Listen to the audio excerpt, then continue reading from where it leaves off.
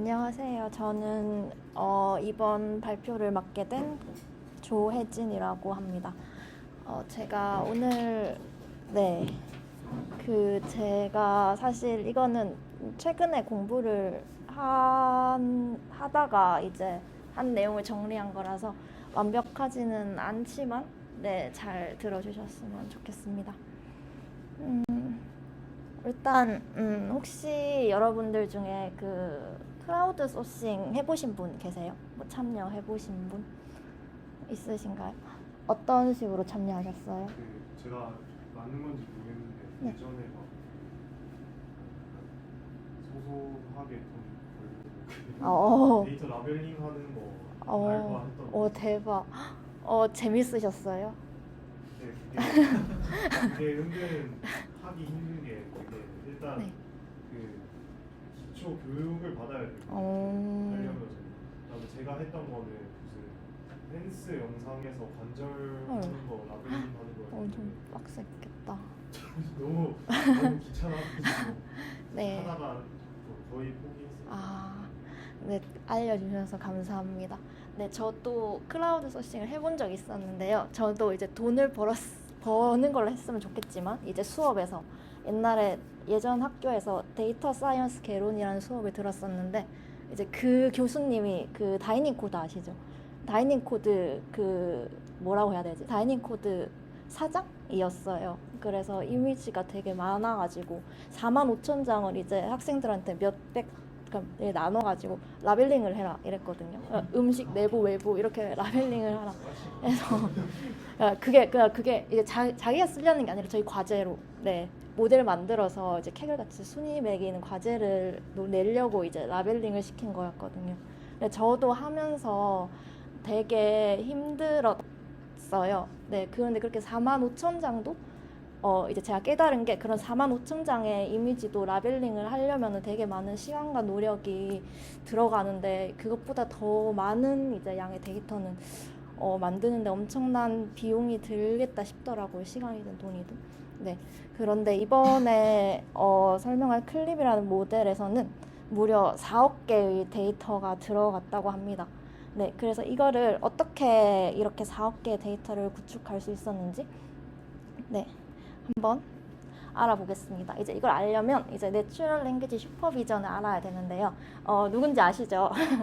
제가 좋아하는 뉴진스라는 그룹인데, 그 내추럴 랭귀지 슈퍼비전이랑 저희가 이제 흔하게 알고 있는 그 클래시피케이션 태스크 같은 경우에는 이렇게 이미지가 있고 이미지에 이제 클래스는 숫자로 주어지죠. 보통 클래스가. 그런데 내추럴 랭귀지 슈퍼비전에서는 숫자 대신에 이렇게 자연어가 주어집니다. 네, 그 내추럴 랭귀지 슈퍼비전의 장점은 장점이라고 하면은 만약에 이렇게 두 가지 사진이 있잖아요. 두 가지 사진이 있을 때 어떤 게 더 이제 아까 본 뉴진스랑 더 가깝다고 생각하시나요? 첫 번째 사진이 더 가깝다고. 네. 혹시 두 번째 사진이 더 가깝다고 생각하시는 분 계세요? 네, 없죠. 그런데 그게 문제는 이 클래스 숫자만 보고는 이걸 알 수가 없다는 거예요. 그런데 이렇게 그 자연어까지 같이 나와 있으면은 아이브는 뉴진스와 이제 더 이제 가까운 그 라벨이구나를 알 수가 있게 됩니다. 그래서 이렇다는 장점이 있고요. 그래서 대표적인 데이터셋으로는 이제 코코라고 읽나요? 어떻게 읽는지 모르겠는데 어쨌든 이 데이터셋이랑 YFCC라는 데이터셋이 있어요. 이제 코코는 품질은 좋지만 10만 장밖에 되지가 않고요. 그 밑에 YFCC는 이제 그 인스타그램에서 그 크롤링 해왔나? 어쨌든 그렇다고 알고 있는데 데이터의 그 숫자는 높지만 이제 품질은 낮다고 그 클립의 저자가 언급을 합니다.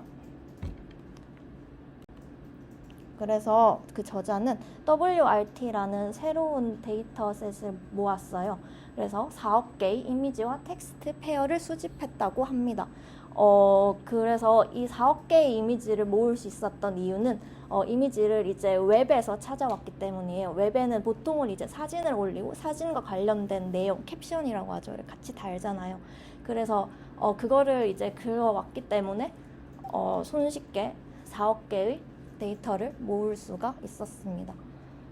그래서 이 데이터를 이용해서 만들어진 모델이 클립이고, 제가 이번 그 발표에서 할 내용은 이제 클립을 어떻게 오브젝트 디텍션과 세그멘테이션에 활용할 수 있는지에 대해서 발표를 해보려고 합니다. 아, 무엇을 예측하는? 이게 인퍼런스 할 때 여기서는 이 논문에서는 클래시피케이션, 대표적으로 이제 클래시피케이션 태스크에 적용을 했는데요.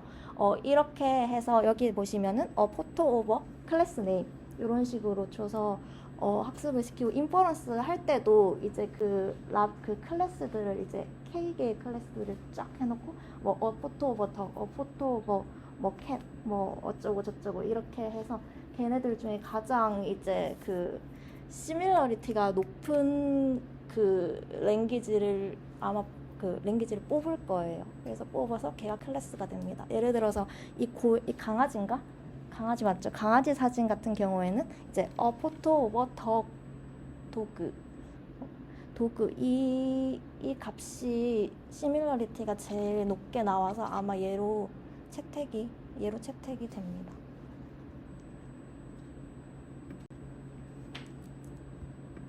네, 그래서 좀 말이 횡설수설했는데 이제 저자는 이미지 인코더로 레지넷, 근데 레지넷인데 이제 레지넷 D라는 걸 이용했다고 해요. 그래서 뭔지 몰라서 보니까 그냥 레지넷 옆에 이제 이상한 거 하나 붙어 있는 구조던데 얘는 별로 중요하진 않아서 여기선 생략하겠습니다.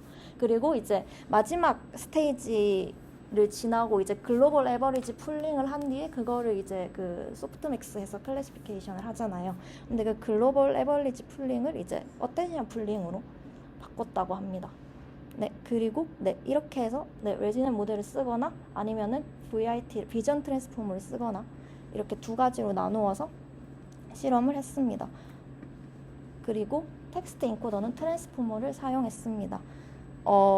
여기에 대해서 더 자세한 내용은 논문을 찾아보시는 걸 추천드립니다. 저는 설명은 여기까지 하겠습니다. 그래서 프롬프트 러닝이 뭐냐고 하면은 말씀드렸던 대로 그냥 베이스볼 플레이어, 이 사진을 보고 그냥 베이스볼 플레이어라고 놓는 것보다 이제 포토 오버 베이스볼 플레이어라고 이제 텍스트 인코더에 집어넣는 게 훨씬 더 좋은 성능을 야기할 수 있다. 이런 것입니다. 그래서 어떤 식으로 이제 자연어를 넣어야, 어떤 템플릿에 넣어야 더 좋은 성능을 낼지에 대해서 이제 그 학습을 시키는 거를, 그렇게 연구하는 거를 프롬프트 러닝이라고 합니다. 그래서 이게 그 클립의 수도코드인데요. 자세하게는 안 보고 그냥 넘어가겠습니다. 이거 조금만 집중해서 보시면, 나중에 집중해서 보시면은 잘 이해되거든요. 하지만 여기서는 그냥 넘어가도록 하겠습니다. 네, 그러면은 이제 메인 주제인 우리가 어떻게 클립을 다운스트림, 그러니까 클립이 다운스트림 태스크에 어떻게 이용되는지 한번 알아보려고 하는데요. 왜 넘어갔지? 하지만 제가 발표할 거는 이제 이런 분야 말고 오브젝트 디텍션과 세그멘테이션 분야에서 클립이 어떻게 사용이 되는지 한번 알아보려고 합니다. 네, 그래서 클립을 이 태스크에 쓰면은 어떤 장점이 있을지부터 생각을 해보겠습니다. 일단 클립의 특징은 이제 멀티모달 환경에서 동작을 한다는 건데요. 그러니까 멀티모달은 클립 같은 경우에는 이미지랑 텍스트가 이제 둘 다 들어가잖아요. 근데 둘 다 이제 다른 스페이스에 있는 인풋인데 걔가 동시에 들어가잖아요. 네, 그런 환경을 멀티모달이라고 하고요. 그래서 이런 경우에는 이제 이미지와 텍스트 피처를 동시에 활용 가능합니다. 그리고 이제 클립은 내추럴 랭귀지 슈퍼비전 모델이에요. 그래서 아까도 내추럴 랭귀지 슈퍼비전의 장점에도 언급했다시피 조금 더 이제 유연한 라벨링을 할 수가 있고요. 또 이제 제한된 클래스 레이블에 구애받을 필요가 없어져요.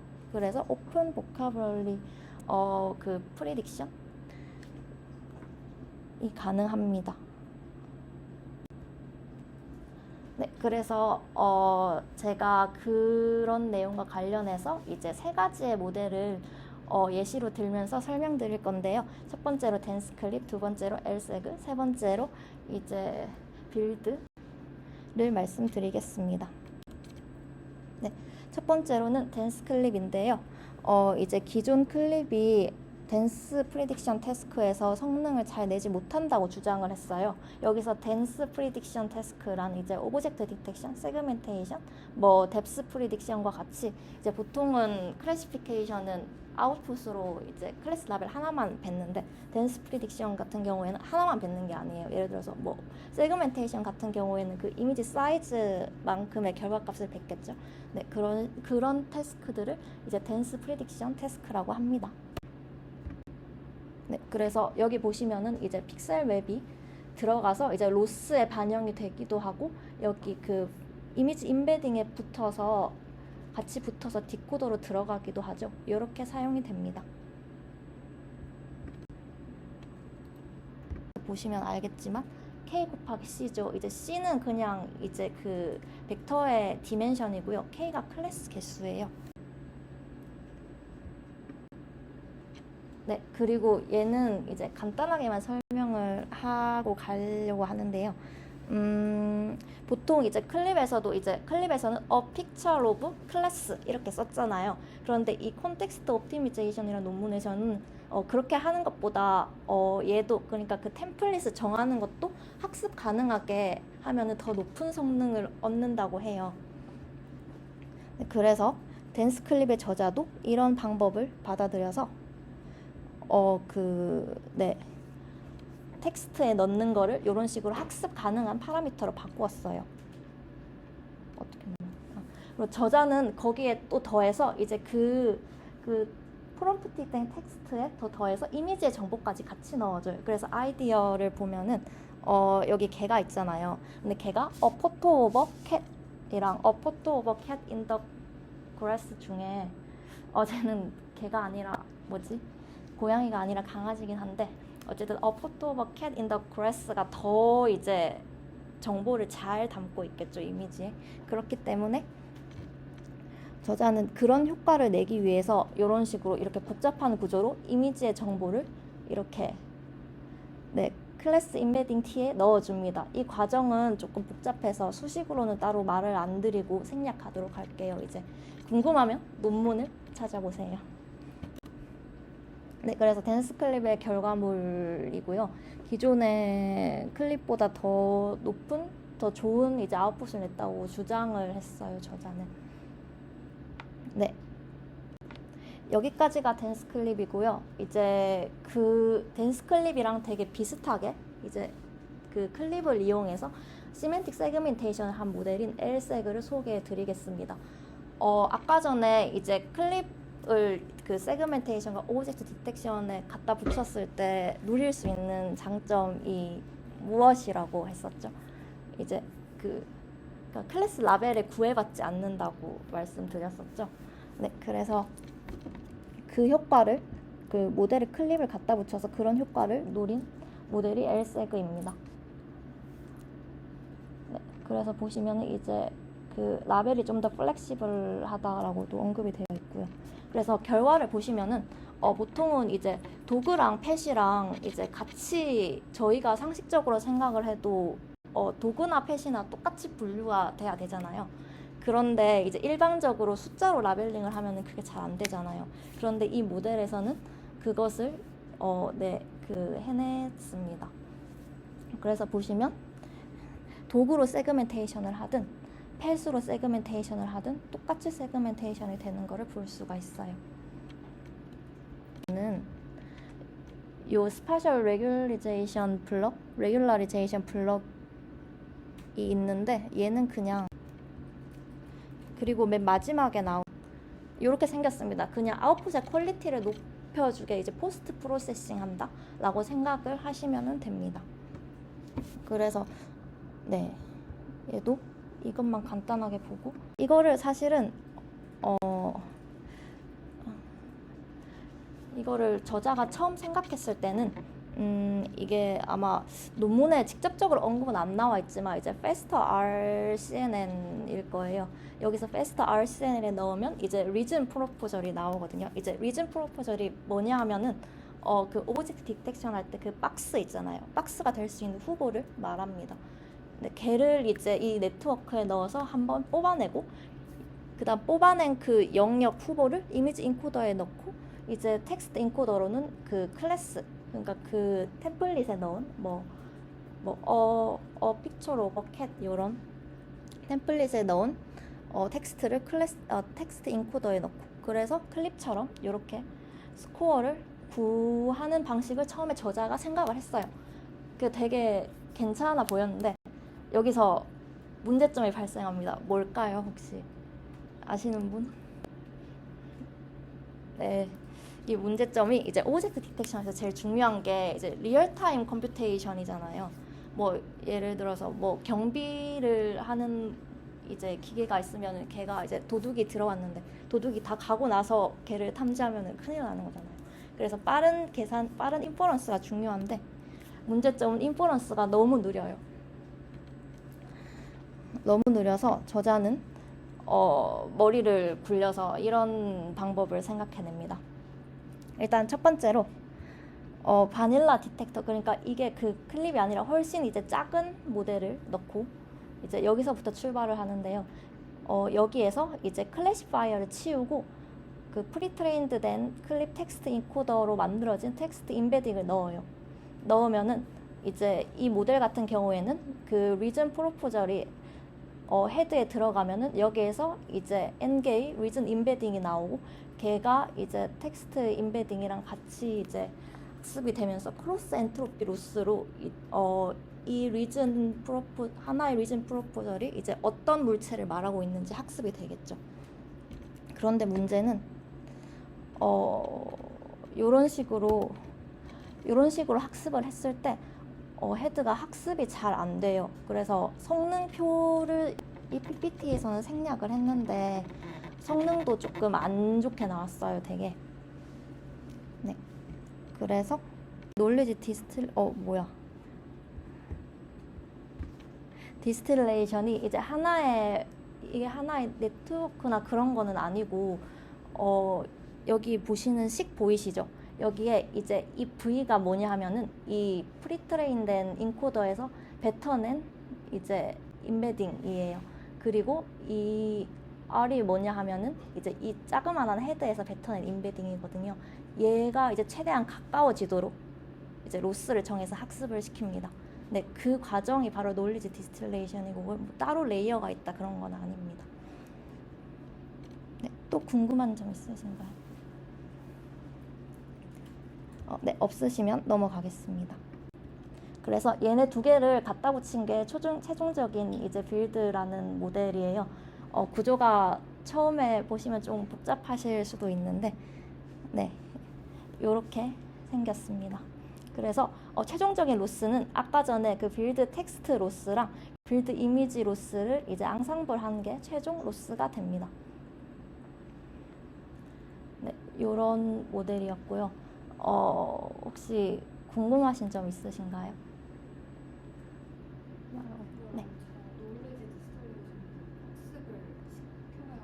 네. 학습을 시키는 게 얘가 따로 네, 그렇게 해서 이게 빌드의 전체적인 구조고요. 여기 보시는 초록색이 그 이제 원래 트레인할 때 사용됐던 카테고리고 파란색이 노벨 카테고리라고 인퍼런스 할 때 처음으로 사용되는 카테고리인데요.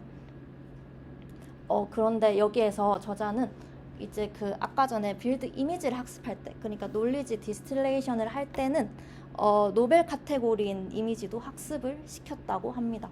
네, 그래서 빌드 텍스트를 할 때는 이 초록색으로만 학습을 시키고 빌드 이미지를 학습할 때는 초록색, 파란색 둘 다 이제 학습을 시켰다고 해요.